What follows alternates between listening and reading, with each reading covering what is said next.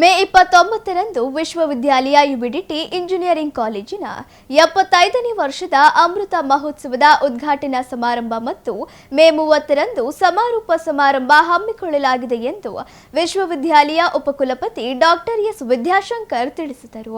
ಸುದ್ದಿಗೋಷ್ಠಿಯಲ್ಲಿ ಮಾತನಾಡಿದ ಅವರು, ಮೇ 29ರಂದು ಬೆಳಗ್ಗೆ 10 ಗಂಟೆಗೆ ಯುಬಿಡಿಟಿ ಇಂಜಿನಿಯರಿಂಗ್ ಕಾಲೇಜಿನ ಆವರಣದಲ್ಲಿ ಕಾರ್ಯಕ್ರಮ ನಡೆಯಲಿದ್ದು, ಭಾರತದ ಉಪರಾಷ್ಟ್ರಪತಿಗಳಾದ ಸಿಪಿ ರಾಧಾಕೃಷ್ಣನ್, ರಾಜ್ಯಪಾಲರಾದ ತಾವರ್ ಚಂದ್ ಗೆಹ್ಲೋಟ್, ಆದಿಚುಂಚನಗಿರಿ ಮಠದ ನಿರ್ಮಲಾ ನಂದನಾಥ ಸ್ವಾಮೀಜಿ, ಉಪಮುಖ್ಯಮಂತ್ರಿ ಡಿಕೆ ಶಿವಕುಮಾರ್, ಸಚಿವರಾದ SS Mallikarjun, doctor MC Sudhakar, ಸಂಸದರಾದ doctor Prabha Mallikarjun, Yaduveer Krishnadatta Chamaraja Wadiyar, professor TG Sitaram ಸೇರಿದಂತೆ ಅನೇಕ ಗಣ್ಯರು ಭಾಗವಹಿಸಲಿದ್ದಾರೆ ಎಂದರು. ಮೇ 30ರ ಸಂಜೆ ನಡೆಯುವ ಸಮಾರೋಪ ಸಮಾರಂಭದಲ್ಲಿ ಕಾಲೇಜಿನ ಹಳೆಯ ವಿದ್ಯಾರ್ಥಿ ಹಾಗೂ ಬಿಜೆಪಿ ರಾಷ್ಟ್ರೀಯ ಪ್ರಧಾನ ಕಾರ್ಯದರ್ಶಿ ಬಿಎಲ್ ಸಂತೋಷ್, ಮಾಜಿ ಸಂಸದ ಜನಾರ್ದನ ಸ್ವಾಮಿ, ಶಾಸಕ T Raghumurthy, professor TG Sitaram, ಕುಲಸಚಿವ ಡಾಕ್ಟರ್ ಕೆಎನ್ ವೆಂಕಟಕೃಷ್ಣರಾವ್, ಉಪಕುಲಪತಿ ಡಾಕ್ಟರ್ ಎಸ್ ವಿದ್ಯಾಶಂಕರ್ ಸೇರಿದಂತೆ ಅನೇಕರು ಭಾಗವಹಿಸಲಿದ್ದಾರೆ ಎಂದರು. ಸುದ್ದಿಗೋಷ್ಠಿಯಲ್ಲಿ register doctor Prasad B Rampure, register doctor UJ Ujwal, ಹಣಕಾಸು ಅಧಿಕಾರಿ ಡಾಕ್ಟರ್ ಪ್ರಶಾಂತ್ ನಾಯಕ್, ಪ್ರಾಂಶುಪಾಲ ಡಾಕ್ಟರ್ ಡಿಪಿ ನಾಗರಾಜಪ್ಪ ಹಾಗೂ ವಿಶ್ವವಿದ್ಯಾಲಯ ಪದಾಧಿಕಾರಿಗಳು ಇದ್ದರು. ಈ university BDT college of engineering 75 ವರ್ಷಗಳನ್ನು ಮುಗಿಸಿ ಪ್ಲಾಟಿನಂ ಜೂಬ್ಲಿಯನ್ನು ಸೆಲೆಬ್ರೇಟ್ ಮಾಡ್ತಾ ಇದ್ದೀವಿ. ಅಂದರೆ ಮೇ 29, 30 2 ದಿನದ ಕಾರ್ಯಕ್ರಮಗಳನ್ನು ಹಮ್ಮಿಕೊಂಡಿದ್ದೇವೆ. ಅದರಲ್ಲಿ 29ರಂದು 12:15 ಸ್ವಲ್ಪ ಕಾರ್ಯಕ್ರಮದಲ್ಲಿ ಮೊದಲು 11 ಗಂಟೆಗೆ ಕೊಟ್ಟಿದ್ದರು. ಆಗ ಸ್ವಲ್ಪ ಬದಲಾವಣೆಯಾಗಿ ರಾಷ್ಟ್ರದ ಉಪಾಧ್ಯಕ್ಷರಾದಂಥ ವೈಸ್ ಪ್ರೆಸಿಡೆಂಟ್ ಆದಂತಹ ಸನ್ಮಾನ್ಯ ಶ್ರೀ ರಾಧಾಕೃಷ್ಣಜಿಯವರು ಈ ಪ್ಲಾಟಿನಂ ಜೂಬ್ಲಿಯ ಸಮಾರಂಭವನ್ನು ಉದ್ಘಾಟನೆಗೊಳಿಸ್ತಾ ಇದ್ದಾರೆ.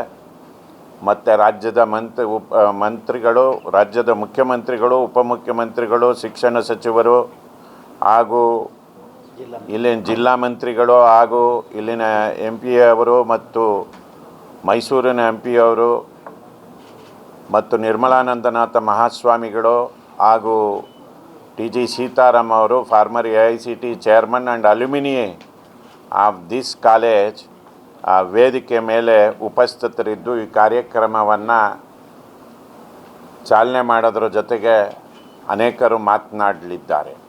ತಮಗೆಲ್ಲ ತಿಳಿದಂತೆ UBDT 1951ರಲ್ಲಿ ಸ್ಥಾಪನೆ ಆಯಿತು.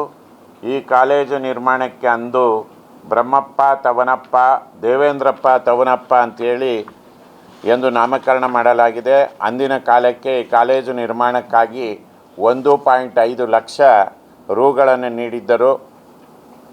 1956ರಲ್ಲಿ ಕಟ್ಟಡ ನಿರ್ಮಾಣ ಪೂರ್ಣಗೊಂಡಿತ್ತು.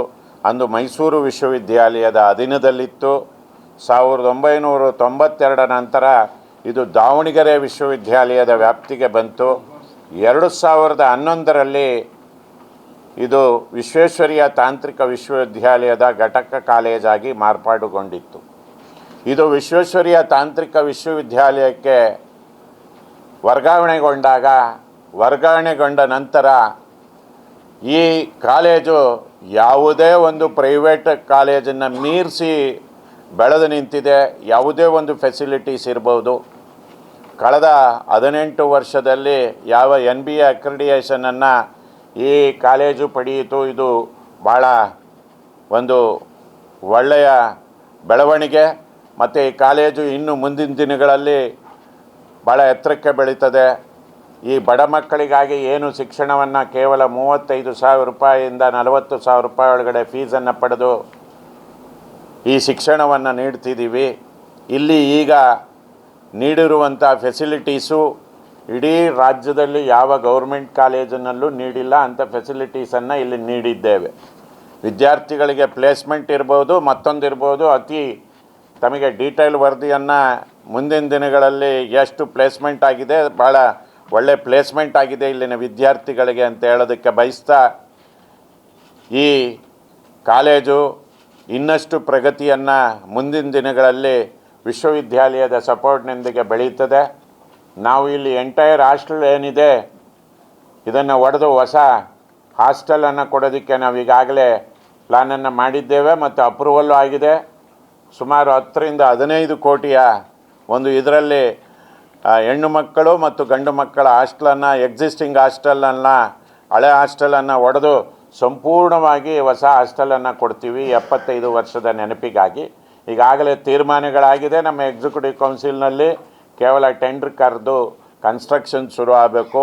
ಮಕ್ಕಳಿಗೆ ಆಲ್ಟರ್ನೇಟ್ ಜಾಗ ಕೊಟ್ಟು ಹಾಸ್ಟೆಲನ್ನು ಒಡೆಯೋದ್ರಿಂದ ನಾವೆಲ್ಲರೂ ಒಂದು ಆಲ್ಟರ್ನೇಟ್ ಬಾಡಿಗೆಗೆ ಪಡೆದು ಜಾಗವನ್ನು ಹೊಸ ಹಾಸ್ಟೆಲ್ ನಿರ್ಮಾಣ 1 ವರ್ಷದಲ್ಲಿ ಮಾಡಬೇಕು ಅಂತ ತೀರ್ಮಾನ ಮಾಡಿದ್ದೀವಿ.